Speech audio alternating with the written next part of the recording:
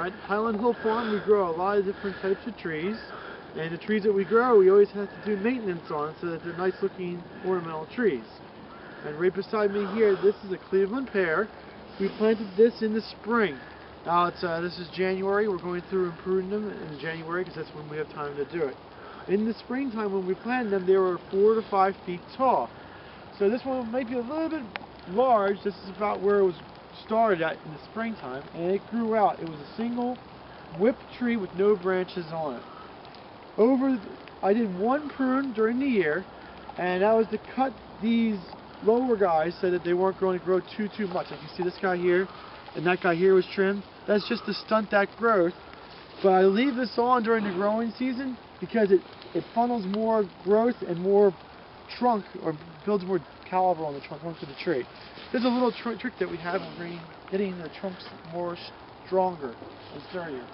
So the first thing we do in our winter prune, we're going to go through and we're going to prune off all the lower branches off the tree that we don't want on the final version of the tree when it gets ready to sell. And I always like using these Felcos. This is an old model. It's a bypass pruner, and then the blade side should always be facing towards the tree that you're going to keep. That's like the number one thing you have to do. And then when you prune, you want to prune right up next to the trunk, but not actually gouging into the trunk of the tree itself. We want to get just the branch, not doing the damage on the trunk of the tree. So that's important when you're pruning. Next thing to do is you go through and you identify the central leader on the tree. And this one's fairly easy. I'm going to pick probably this guy here because I like him better. So what we're going to do is we're going to subordinate the other lead and trim it so that the tree becomes denser next year. And after we do that, we just go through and we prune off all the branches to the sides so that they don't become competitor leaders to the tree.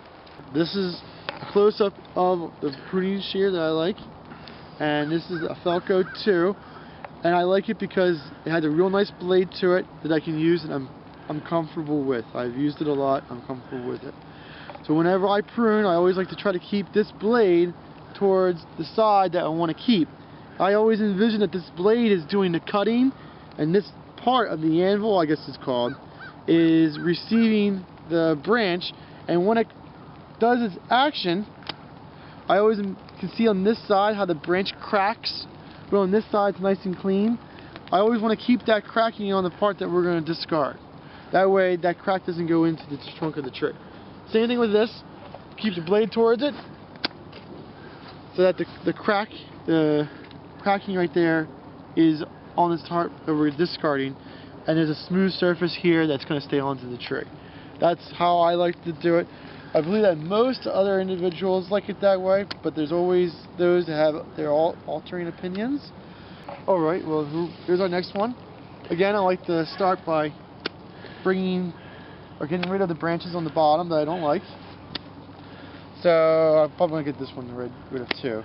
We'll have the branching start somewhere around through here. Then we're going to knock off some of these guys.